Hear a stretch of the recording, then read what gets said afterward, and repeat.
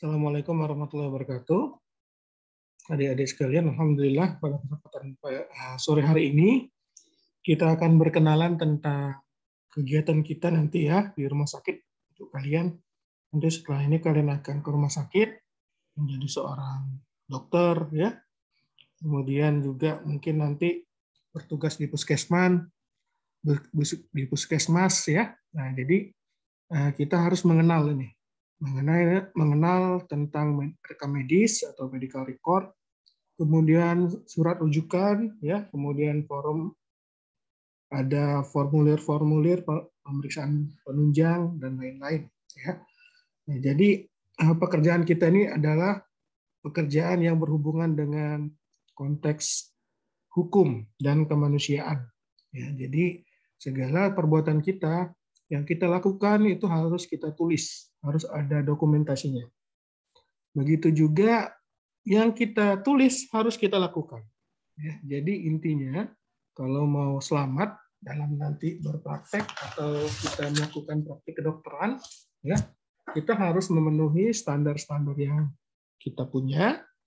Kemudian kita harus menulis semua yang kita lakukan, kita dokumentasikan, kemudian kita lakukan apa yang kita tulis. Ya, itu intinya. Ya. Nah, jadi kita harus mengisi yang namanya rekam medis. Ya. Nah, jadi kalian harus mengenal dulu. Kita akan melakukan pengenalan mengenai rekam medis. Kemudian ada formulir rujukan, surat permintaan penunjang, ya. Kemudian kalian juga harus mampu mengenali komponen-komponennya, apa komponen minimalnya, ya. Kemudian apa manfaatnya nanti kalau kita mengisi rekam medis dengan lengkap. Kemudian surat rujukan, ya, bagaimana cara membuatnya, apa saja komponennya. Kemudian form untuk permintaan pemeriksaan penunjang. Kemudian kalian juga mampu menjelaskan jenis-jenis rekam medis itu apa saja. Ya. Nah, kita nanti akan memerlukan alat dan bahan. Nanti kita akan sediakan lembar rekam medis, kemudian ada lembar rujukan, lembaran form pemeriksaan penunjang, kemudian kalian membutuhkan alat tulis, meja, dan bed pemeriksaan. Nah, jadi rekam medis itu adalah suatu berkas yang berisi catatan dan dokumen tentang identitas pasien, kemudian pemeriksaan yang kita lakukan, ya, kemudian diagnosis yang kita dapat dari pemeriksaan tersebut, kemudian pengobatannya apa, tindakan yang kita lakukan, dan pelayanan lain yang diberikan kepada pasien. Nah, kalau dulu sebelum era digitalisasi, penggunaan rekam medis ini selalu menggunakan kertas ya. Biasanya kita banyak formulir-formulir. Nah, sekarang ini sudah dibantu kita, alhamdulillah, teknologi sudah semakin canggih. Jadi nanti mungkin kalian di rumah sakit yang maju tidak menggunakan kertas lagi, jadi paperless ya. Jadi kita menggunakan aplikasi atau kita menggunakan komputer tablet ya untuk melakukan pelaksanaan rekam medis. Jadi nanti kita akan membutuhkan nih rekam medis ini. Ya.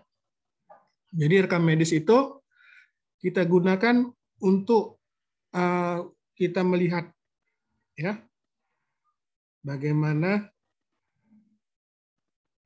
penata laksanaan kita dalam ini ya, melakukan anamnesis ya, kemudian pemeriksaan fisik, diagnosis, kemudian kita melakukan penata laksanaan dengan pasien, bagaimana pengobatan pasien ya. Itu kita harus mencatat di dalam suatu rekam medis. Nah, kemudian ini juga berguna sebagai bahan pembuktian dalam perkara hukum. Jadi kalau sampai ada tuntutan hukum yang berkaitan dengan profesi kedokteran, bukti autentiknya itu adalah rekam medisnya. Jadi kalau kita melakukan sesuatu, itu kita harus catat. Dan kalau kita catat, berarti kita harus melakukannya. Ya. Kemudian rekam medis yang kita buat juga kita bisa gunakan untuk penelitian.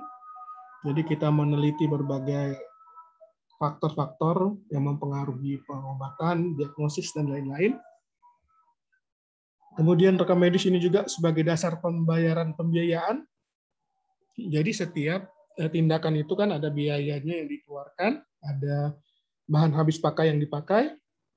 Nah, ini bisa digunakan sebagai dasar pembiayaan. Kemudian untuk menyiapkan statistik kesehatan, ya. Jadi kita perlu melakukan pencatatan atau pendokumentasian, ya.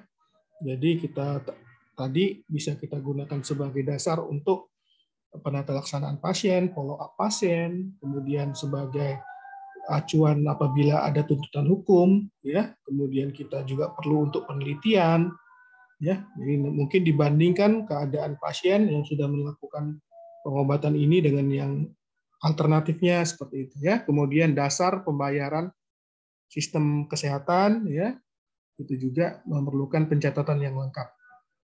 Nah, mungkin nanti kalian di rumah sakit yang modern tidak memerlukan kertas lagi, ya. Jadi kita sistemnya kertas, ya, tulisan tangan itu bisa langsung di-scan atau disimpan, kemudian dicatat, diregistrasi, ya, kemudian bisa disimpan dalam bentuk yang ini, ya, dalam bentuk digital.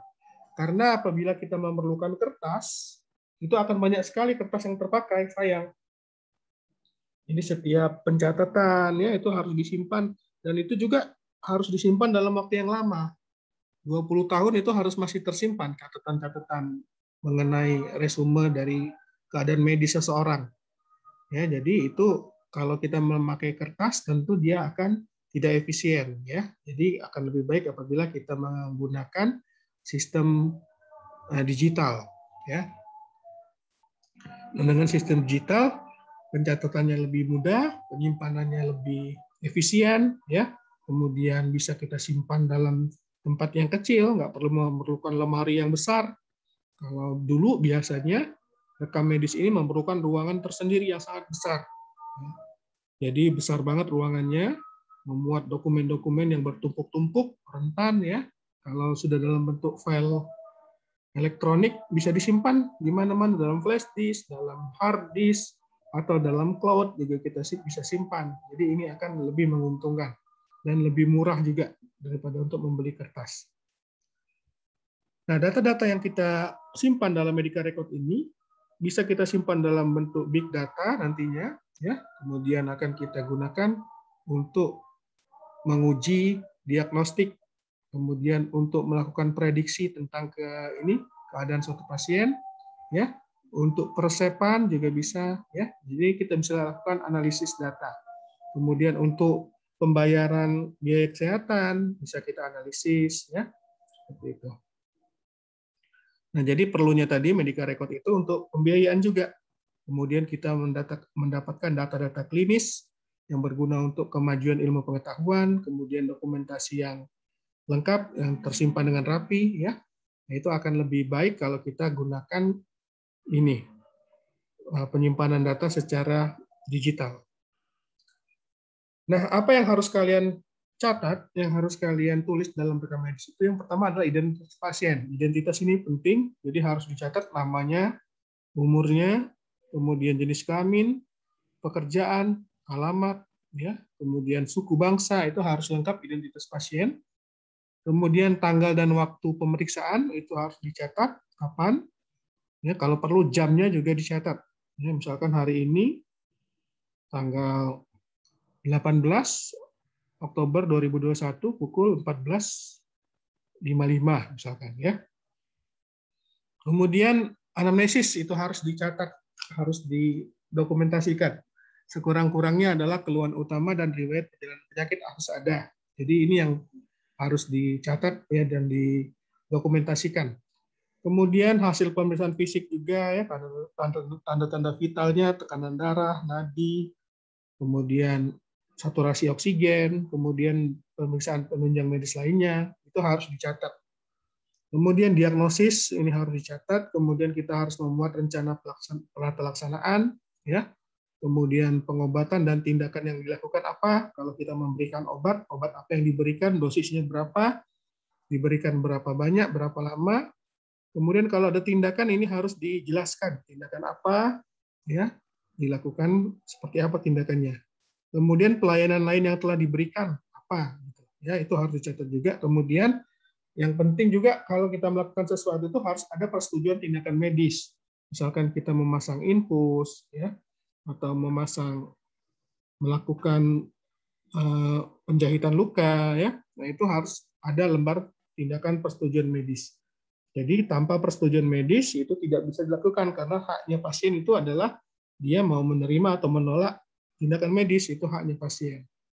Dan haknya dokter ya diberikan kuasa untuk melakukan tindakan medis.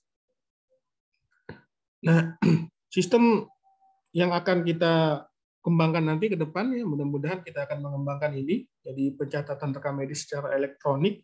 Nah, jadi nanti kita nggak perlu kertas yang tebal-tebal lagi ya, tidak perlu print banyak dokumen. Jadi cukup kita megang tablet ini saja, tablet kita sendiri bisa ya kalau kita download aplikasinya seperti itu. Jadi ini akan mudah, akan sangat mempermudah kerja kita. Jadi semua kegiatan yang kita lakukan terdokumentasi dengan lengkap. Kalau sampai ada tuntutan, kita bisa memberikan kronologis penata laksanaan dengan lengkap, ya. Kemudian bisa mencatat semua tindakan yang dilakukan untuk pembiayaan dan untuk jasa medis, ya ini juga penting. Jadi kita harus melakukan transformasi ini. Jangan sampai kita menggunakan teknologi yang lama, ya. Kita harus adaptif dengan teknologi yang terbaru. Nah ini kalau yang lama masih kayak gini, ya biasanya ada formulir di sini. Ini rekam medisnya. Jadi ada nama, ya, nama dia, ya, kemudian nama keluarga kalau ada, ya, misalkan namanya siapa, ya, nama marganya siapa, kemudian dia harus mendapatkan nomor rekan medis. Nah, nomor rekan medis ini diberikan oleh bagian administrasi dari rumah sakit. Jadi nomor rekan medis ini tidak akan berubah, ya. Jadi selama dia berobat di rumah sakit tersebut, nomornya harus itu.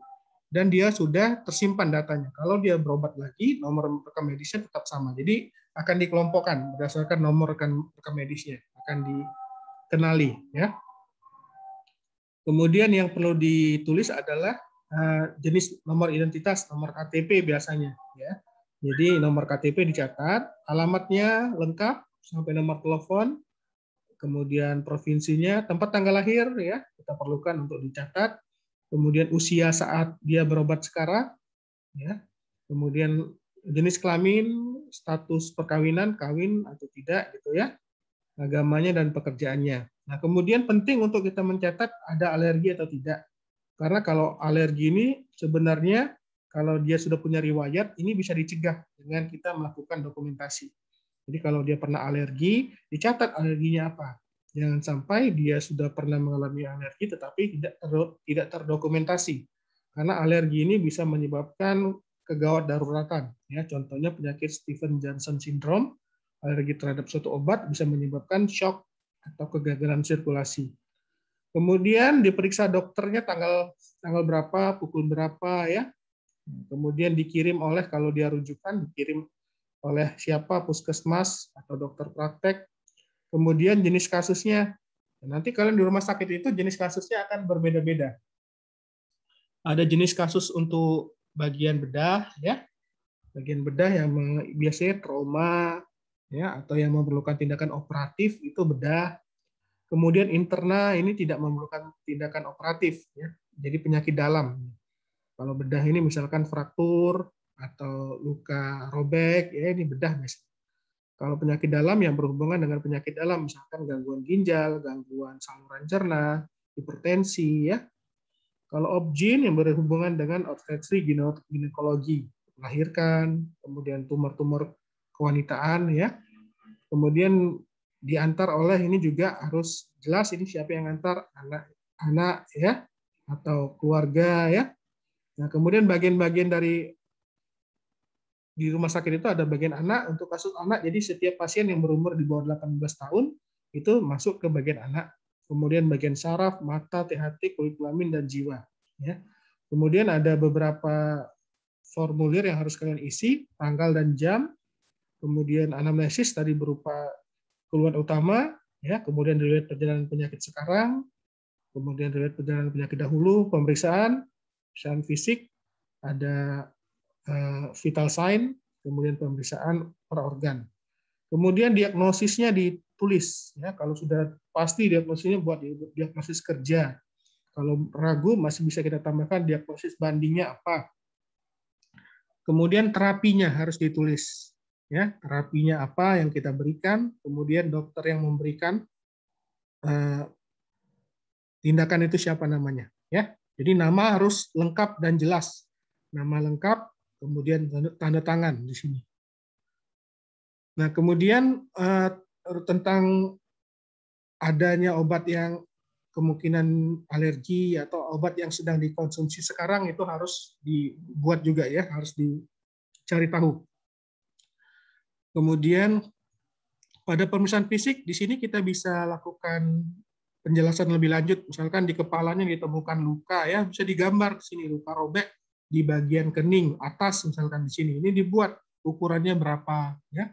Kemudian atau memar di bagian leher belakang di sini, itu dibuat di sini, kemudian dikasih tanda di sini, ya. Atau misalkan di torak ada luka bakar, ya, setengah torak bagian atas itu dibuat di sini, atau abdomen ada apa gitu ya, ada memar atau ada ekstremitasnya ada fraktur di sini dibuat. Nah, kemudian dibuat diagnosis kerjanya apa, ya, kemudian rencana tindakan medisnya apa. Nah, macam-macam ini kalau untuk rekam medis ini ada untuk rekam medis rawat jalan, ada rawat inap, ya.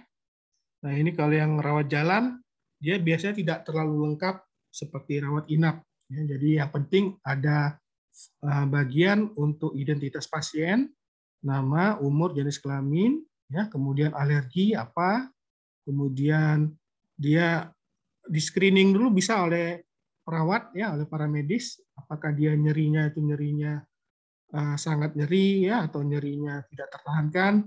Kemudian pengukuran sederhana seperti gizi, tinggi badan, berat badan, IMT itu bisa dilakukan oleh perawat. Kemudian kita interpretasikan IMT-nya itu dia berat di bawah normal atau beratnya berlebihan ya. Kemudian tanda vital bisa dilakukan oleh perawat ya. Nah, anamnesis ini dokter nih. Jadi kalau menanyakan riwayat alergi, ya, penilaian nyeri, kemudian screening awal seperti gizi, kemudian berat badan, tinggi badan, tanda vital, tekanan darah, nadi, pernafasan dan suhu ini bisa dilakukan oleh perawat, ya. Nah, tetapi untuk melakukan anamnesis, kemudian pemeriksaan fisik, kemudian diagnosis, ya, dan penata pelaksanaan ini haknya dokter. Jadi dokter yang dididik untuk melakukan anamnesis, kemudian dokter juga yang dididik untuk ini, ya,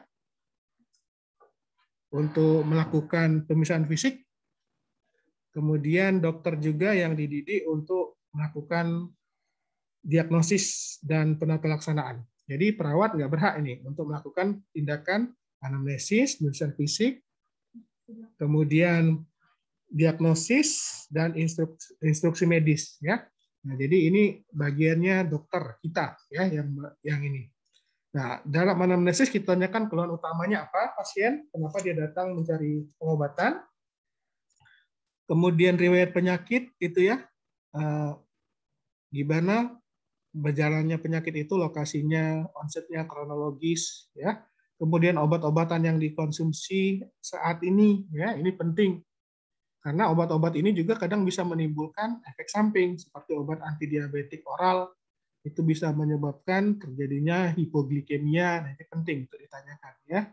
Kemudian pemeriksaan penunjang atau hasil lab yang sudah ada. Misalkan dia sudah periksa TBC ya, positif TB misalkan. Itu harus dibuat. Kemudian kita lakukan pemeriksaan fisik status general, kondisinya bagaimana ya. Baik tanpa sakit, sesak, pucat, lemah, kejang, dan lainnya. Kemudian pemeriksaan fisik lainnya dari jantungnya bagaimana, parunya, ya, status lokalis. Informasi tambahan yang perlu dicatat di sini, ya. Kemudian diagnosis kerja, diagnosis banding, dan instruksi awal. Ini untuk pasien rawat jalan. Nah, kalau untuk rawat inap, kita memerlukan pencatatan atau medical record yang lebih rinci, ya, karena pasien ini di bawah tanggung jawab penuh kita. Kalau pasien rawat jalan kan, ya dia tidak di bawah tanggung jawab penuh rumah sakit ya. Tapi kalau pasien rawat inap ini tanggung jawab penuh rumah sakit, jadi harus diperinci benar ininya. Informasi yang kita terima ya. Jadi identitas, tanggal, waktu, anamnesis, fisik dan penunjang, diagnosis, kemudian ada rencana penata laksanaan oleh dokter yang pertama kali menerima. Kemudian pengobatan atau tindakan apa yang akan dilakukan ya. Kemudian pelayanan yang telah diberikan ini apa? Misalkan memakai alat bantu nafas ya. memakai infus atau oksigen, ini harus dicatat karena berhubungan dengan pembayaran, ya. Kemudian persetujuan tindakan medis bila diperlukan. Jadi kalau kita melakukan tindakan medis ini harus dimintai persetujuan. Kemudian observasi klinis dan hasil pengobatan ini harus dicatat. Jadi setiap 4 jam pasien itu harus di follow up kalau dia gawat, ya, atau setiap 2 jam mungkin, ya. Tapi kalau yang tidak gawat mungkin setiap 6 jam kita lakukan observasi. Kemudian kalau dia mau pulang, kasih ringkasan pulang, nanti kita akan melihat bagaimana ringkasan pulang itu. Kemudian nama dan tanda tangan dokter atau tenaga kesehatan yang melakukan pelayanan kesehatan. Ya, kadang dia menginapkan tidak sehari 2 hari, bisa seminggu. Nah, kemudian dia setiap harinya berganti-ganti dokter yang jaganya. Maka dokter yang dia bertanggung jawab, lagi shift-nya, dia harus melakukan pencatatan dan memberikan tanda tangan dan namanya, ya. Nah, ini contohnya untuk rawat inap. Jadi ini lebih lengkap dari yang rawat jalan, ya. Jadi sama ininya, ya, poin-poinnya, tetapi di sini kita khususkan untuk rawat inap ini adalah di bagian observasi klinis, ya, dan follow up dari pengobatan. Kemudian pelayanan yang telah diberikan juga. Nah, ini contohnya untuk rawat inap, ya. Jadi rawat inap ini bisa kita peroleh pasiennya kalau dia gawat dari IGD, ya, atau dari kunjungan dari poliklinik bisa masuk ke rawat inap. Nah, apabila pasien pulang setelah perawatan, dia sudah bisa diperbolehkan pulang. Jadi kita harus membuat yang namanya resume medis, ya. Jadi kita buat catatan ringkasan selama dia dirawat. Jadi pasien itu misalkan dirawat selama 5 hari, ya, namanya siapa, kemudian identitas yang lain, tanggal masuk, misalkan tanggal 1 Oktober, keluar tanggal 4 Oktober, ya. Dokter yang mengirim siapa, dokter yang merawat di rumah sakit siapa, ditulis. Kemudian waktu masuk diagnosisnya apa, kenapa dia dirawat, ya. Kemudian anamnesisnya apa, pemeriksaan fisik, ya. Kemudian diagnosis utama.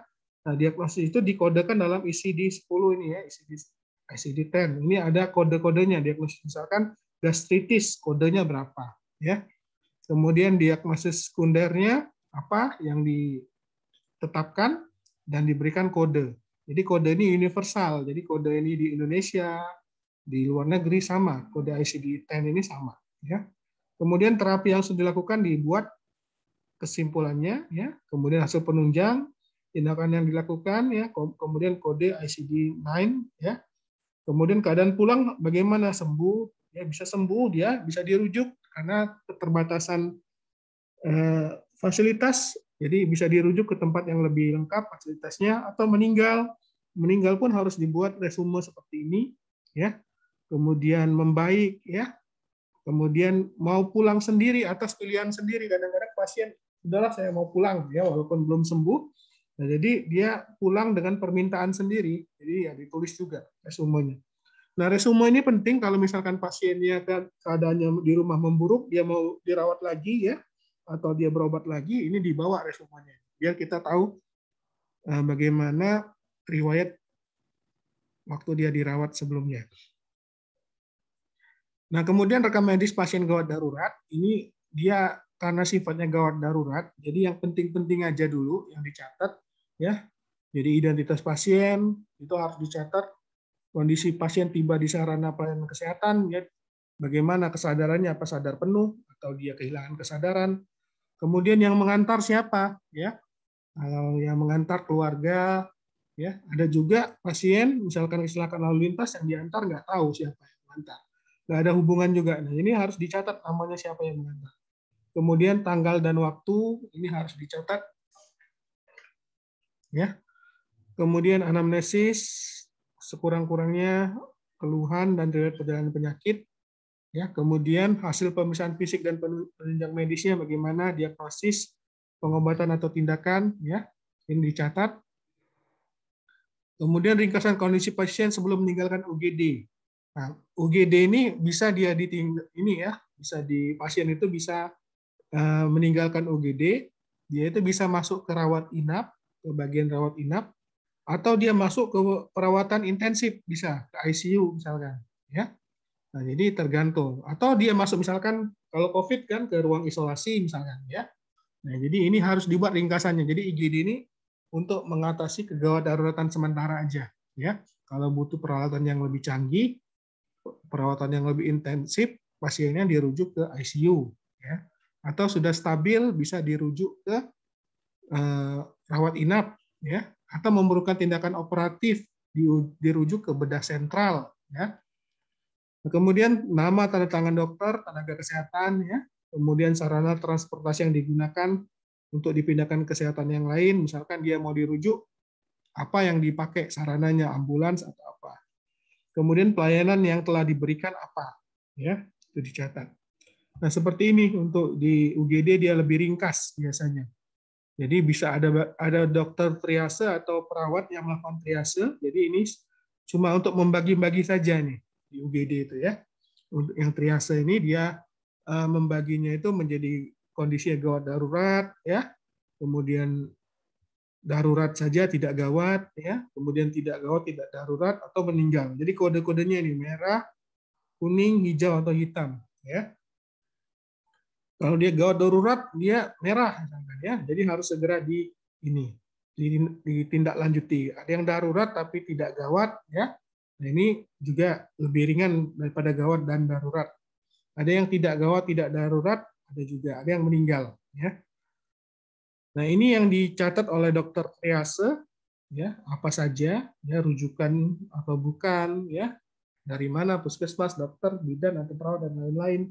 Alergi, vital sign, nadi, kemudian pernapasan, ya, kemudian suhunya, nyerinya, ya, skala nyeri itu yang biasa kita gunakan itu nyeri ringan, sedang, berat, akut atau kronik. Lokasi nyerinya di kepala, di perut, di dada atau di ekstremitas, durasinya bagaimana.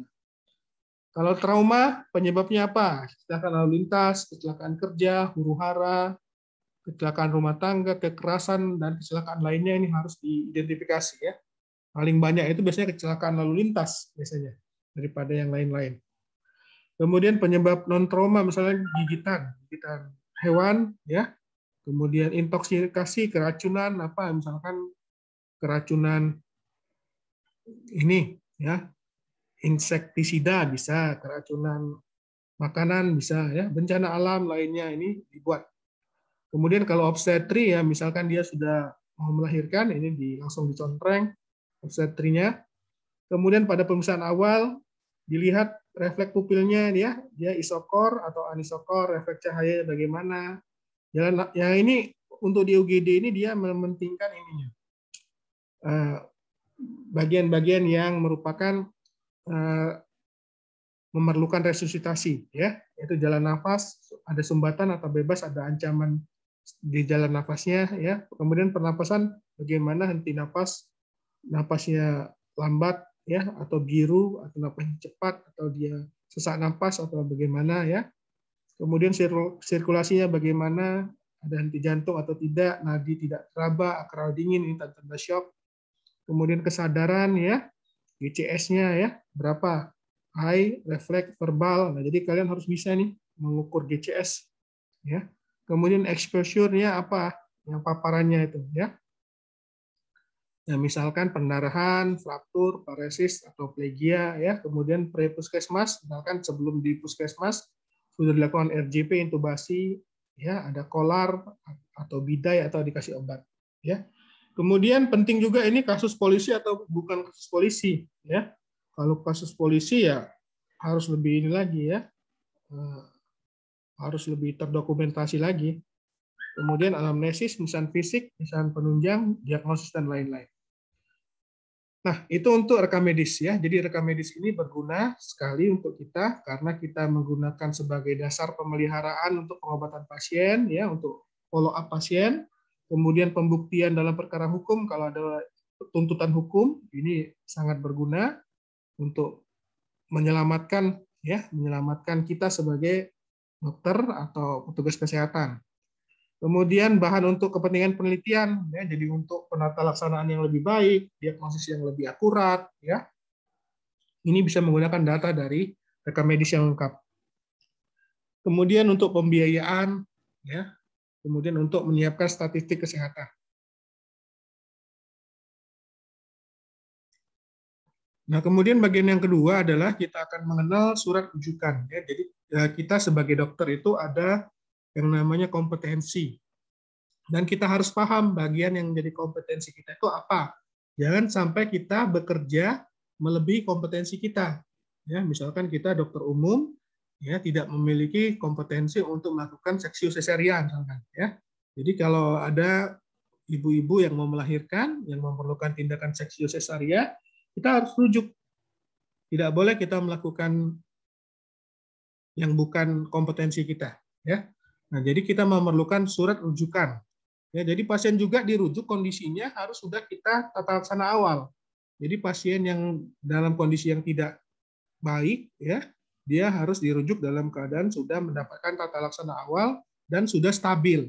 Kalau pasiennya belum stabil, jangan dirujuk dulu, atasi dulu kegawat daruratannya. Misalkan ada sumbatan nafas, ya, ada gangguan dia di bernafasnya, kemudian ada gangguan sirkulasi. Nah, itu harus kita atasi dulu. Jangan kita rujuk dalam keadaan gawat, ya. Jadi kita rujuk itu dalam keadaan sudah kita lakukan penata laksanaan awal.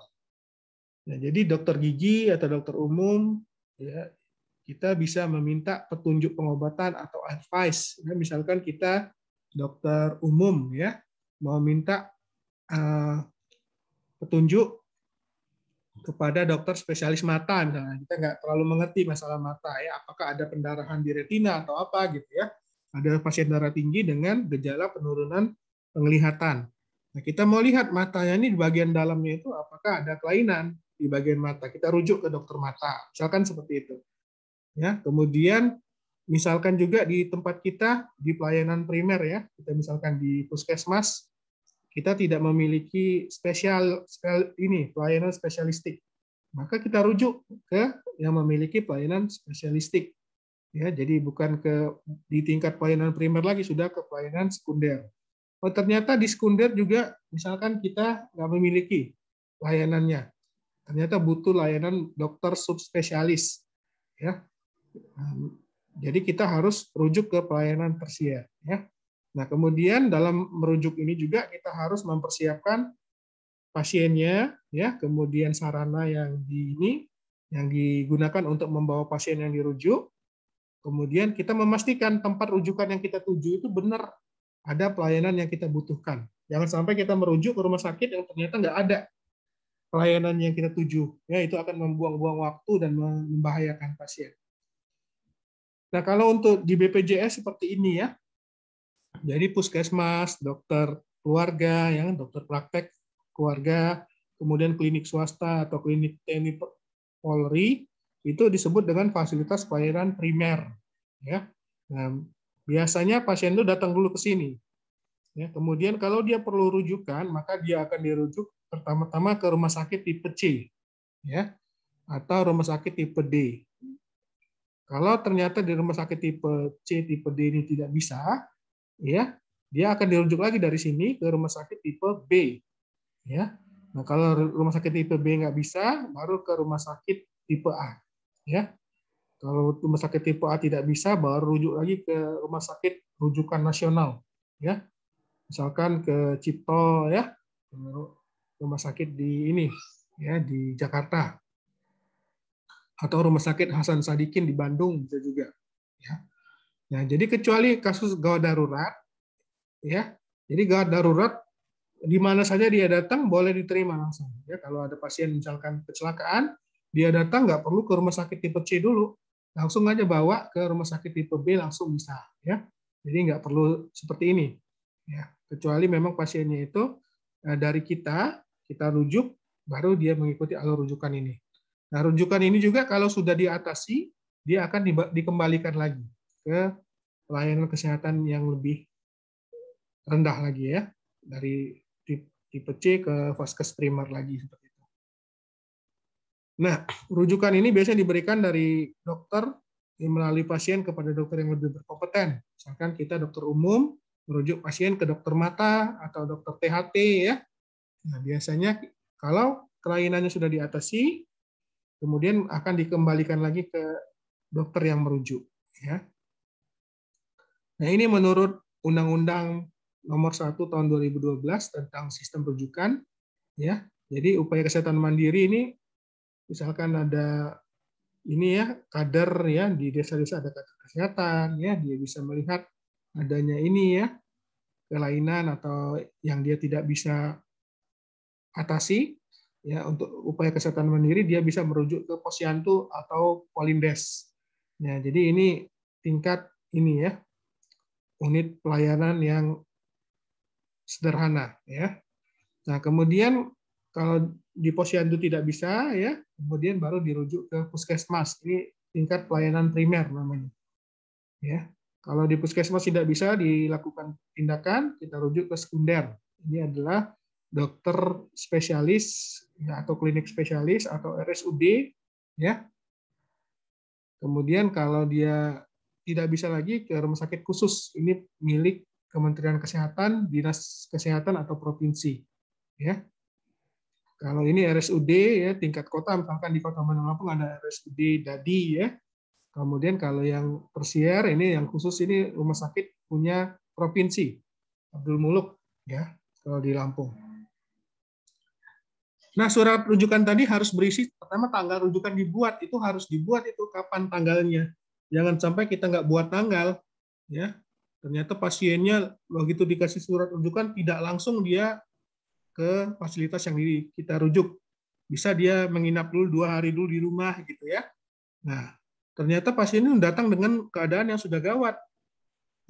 Pas sewaktu dia membawa surat rujukan, ternyata rujukannya sudah lewat 2 hari. Jadi memang sudah dikasih nasihat untuk dirujuk ke fasilitas pelayanan yang lebih ini bisa kompeten ya. Tetapi memang ternyata pasiennya yang tidak langsung ya. Jadi harus dibuat tanggalnya. Ini bisa membantu ya. Jadi tanggal rujukan jangan lupa. Kemudian nomor suratnya. Jadi dicatat surat yang masuk, surat yang keluar itu harus dicatat. Jadi kita mengeluarkan surat rujukan ini, kita mempunyai arsip atau salinan. Ya, jangan sampai kita mengeluarkan surat tetapi kita tidak mencatat nomor suratnya. Kemudian nama atau spesialisasi dokter rujukan, misalkan dokter mata, dokter THT yang kita tuju ya. Lokasi atau alamat praktek dokter rujukan. Harus lokasinya jelas, jangan merujuk tapi nggak jelas tempatnya di mana, ya nama dokternya siapa, jangan sampai. Kemudian ada kalimat permintaan atau permohonan rujukan. Jadi kita meminta kepada dokter yang lebih kompeten untuk menindaklanjuti atau memeriksa lebih lanjut ya. Kemudian nama pasien, umur, jenis kelamin, alamat pasien ini harus dicatat. Kemudian hasil anamnesis yang kita dapat dari pasien, pemeriksaan fisiknya apa, penunjang yang sudah kita lakukan bila ada, diagnosis sementara kita apa, kemudian terapi yang sudah kita berikan itu harus dikasih tahu, ya. Kemudian nama dokter yang mengirim atau yang merujuk. Kemudian tanda tangan, jangan lupa nama lengkap dan tanda tangan. Nah ini contohnya, ya. Misalkan seorang dokter umum dia ingin merujuk pasien ke spesialis THT, ya. Jadi dia ini harus lengkap semua, tanggal ya, tanggalnya ada, ya. Kemudian nomor surat, kemudian dokter yang dituju, siapa nama dokternya, alamat rumah sakitnya di mana, ya. Nah kemudian kalimat permintaan, ini kalimatnya, mohon periksa dan pengobatan lebih lanjut. Nah ini kalimat permintaan ini harus ada, ya. Karena kita harus menegaskan apa yang kita minta ya. Kita itu merujuk pasien minta diperiksa atau minta diobati ya, atau cuma minta saran saja ya. Nah, kemudian nama, umur pasien ini ya, kemudian hasil anamnesis, pemeriksaan fisik, diagnosis sementara apa, kemudian obat yang sudah diberikan apa, kemudian ini ya, pengirim siapa ya, dari instansi apa yang mengirim, kemudian nama dokterin dan tanda tangan. Nah, kemudian rujukan ini dia tidak satu suratnya, jadi harus disalin beberapa kali ya. Jadi lembar pertama untuk spesialis yang dituju, lembar kedua untuk apotiknya mungkin ya, lembar 3 untuk peserta, dan lembar keempat untuk arsip atau pengirimnya, dokter yang mengirim. Jadi jangan satu ini, kita harus punya salinan. Jangan sampai kita mengeluarkan surat, tetapi suratnya tidak kita salin ya. Kemudian misalkan BPJS ini ya, kita mau rujuk dari dokter praktek mandiri ya, yang dia bekerja sama dengan BPJS, misalkan ke Polimata di rumah sakit mana gitu ya. Namanya kita tulis, diagnosanya apa ya. Ada gangguan visus misalkan ya. Nah, kemudian tanggal, jangan lupa, cap, tanda tangan, ya, seperti itu. Nah, nanti apabila rujukannya sudah dilakukan, kemudian sudah ditata laksana, sudah selesai dari fasilitas tempat kita merujuk, akan dibalas surat rujukannya itu ya. Balasannya itu berisi tanggal, kemudian nama pasien, ya, kemudian keterangan. Jadi jawaban dokter konsulen, misalkan dia dikonsulkan ke dokter mata, jawabannya apa? Misalkan ditemukan kelainan ini, gitu ya. Nah, kemudian hasil pemeriksaan penunjangnya apa? Diagnosisnya apa? Terapi dan anjuran. Anjurannya apa?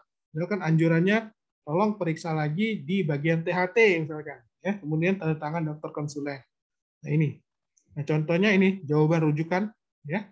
Jadi berdasarkan hasil ini kita catat dulu nama pasiennya siapa, nomor registrasinya, ya, kemudian keterangan tindak lanjut yang dianjurkan, konsulnya bisa selesai atau kontrol kembali atau konsul ke ahli yang lain, ya. Kemudian hasil pemeriksaan, diagnosis, perawatan yang dilakukan dan bagaimana, ya. Nah, kemudian kadang kita dalam melakukan diagnosis itu belum pasti diagnosisnya, belum tegak, ya. Maka kita memerlukan formulir penunjang. Misalkan kita mau memeriksa perusahaan penunjang, nah, ini juga harus lengkap ini ditulis. Jadi di dalam formulir pemeriksaan penunjang ini harus mencakup informasi pasien, jenis spesimen, asal spesimen, ya, kemudian jenis pemeriksaan penunjang lainnya, kemudian tanggal pengambilan. Nah, ini contohnya ya. Jadi formulirnya ini harus ada kop suratnya, yang rumah sakit Abdul Muluk, misalkan rumah sakit Unila gitu ya. Harus ada kop suratnya, kemudian harus ada nama pasiennya ya, nomor medical record, kemudian pemeriksaan yang diinginkan apa. Jadi pemeriksaan itu macam-macam, ada pemeriksaan darah ya, darah rutin ya, hematologi. Misalkan golongan darah ya, hematokrit, kemudian hemoglobin ya, kemudian ada hemostasis, kemudian kimia klinik jantung ya, kita periksa jantung apa aja, enzim CK, CKMB, troponin, LDH, dan untuk periksa fungsi hati ya, SGUT, SGPT, pankreas itu kita bisa enzim amilasa lipase ginjal, ureum, kreatinin, sistatin. Untuk diabetes kita periksa gula darah sewaktu, gula darah puasa, HB1AC ya. Nah, ini harus kalian hafali dalam 6 semester ke depan. Ya, semua ini akan kita pelajari dalam tiap blok ya. Nah, jadi misalkan blok gastrointestinal, kita nanti akan belajar pemeriksaan ini, pemeriksaan ini, pemeriksaan ini. Jadi kalian tahu ini. Ini diperiksa pada pasien yang kita duga sakit apa. Karena ini semuanya nggak mungkin semuanya diperiksa, karena ini memakan biaya. Nah, ini biayanya. Ya, jadi mahal ini diperiksa ini. Jadi kita itu harus memeriksa yang sesuai dengan diagnosis yang kita duga. Ya, jangan kita periksa semua. Orang nggak sakit ginjal, fungsi ginjalnya diperiksa. Ya, padahal ini fungsi ginjalnya ini aja berapa? 40.000 tambah ini bisa ambil 300.000. Padahal dia nggak perlu. Nah, jangan. Itu memberatkan pasien, memboroskan, kemudian membebani juga. Ya, jadi kita pilih pemeriksaan yang benar-benar mendukung diagnosis kita. Ya, jadi harus dipilih-pilih pemeriksaan ini. Enggak semuanya ini diperiksa karena harganya macam-macam, mahal. Ya. Nah, jadi kita harus belajar dulu ya bagaimana patofisiologi penyakitnya, bagaimana kriteria diagnosisnya. Ya, makanya kalian nanti akan pelan-pelan belajarnya akan dibagi menjadi blok-blok, ya, blok gastrointestinal, blok hematoimunologi, kemudian blok ginjal hipertensi ya nanti ya. Nanti akan dibagi-bagi belajarnya. Makanya belajarnya dicicil, ya. Jangan belajarnya itu ditumpuk-tumpuk. Nah, jadi harus dicicil. Per blok ini harus benar-benar dikuasai. Nah, ini yang harus kalian lakukan dalam CSR kali ini. Jadi kalian harus bisa berkomunikasi dokter pasien, ya, melakukan senyum sapa, salam, kemudian lakukan anamnesis. Ini kita ajarkan dari semester 1 ini anamnesis yang baik itu bagaimana. Kemudian isi lembar rekam medis pasien tadi, identitas apa saja, jangan lupa ini ya. Ini pekerjaan kalian sehari-hari nanti di rumah sakit atau di puskesmas.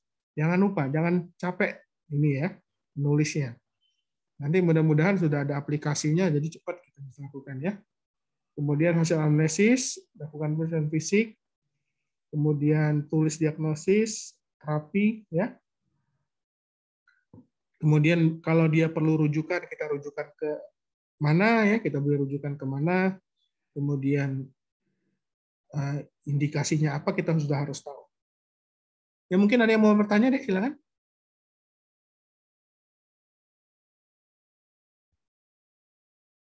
Fidelia, Anissa, Tiara, Fauzan.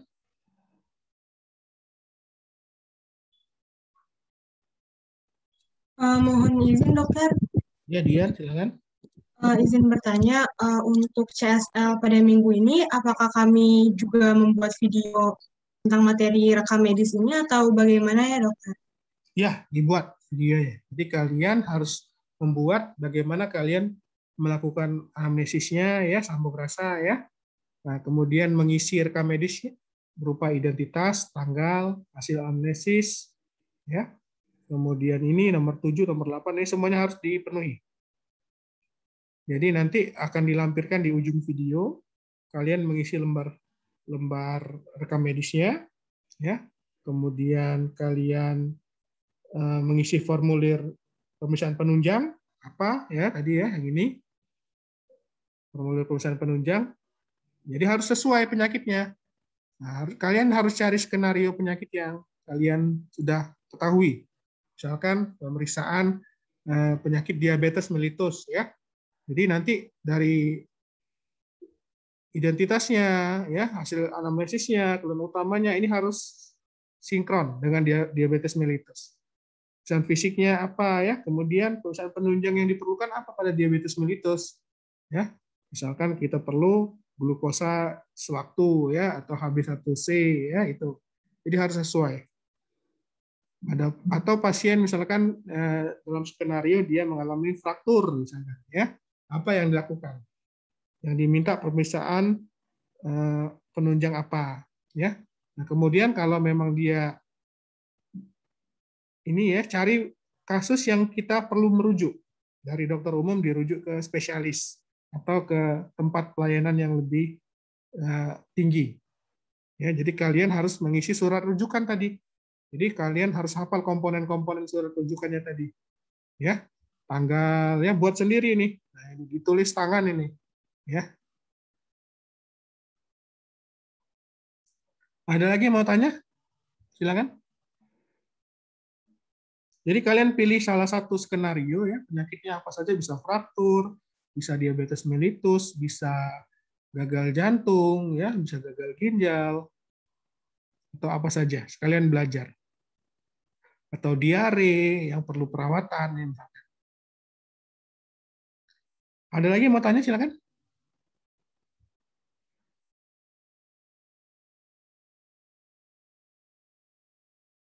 Izin dokter, Ya, tadi ya. untuk yang ditulis tangan itu semuanya atau bagaimana ya dokter? Soalnya kita juga udah dapat filenya gitu dokter, jadi Sudah ada tinggal. filenya.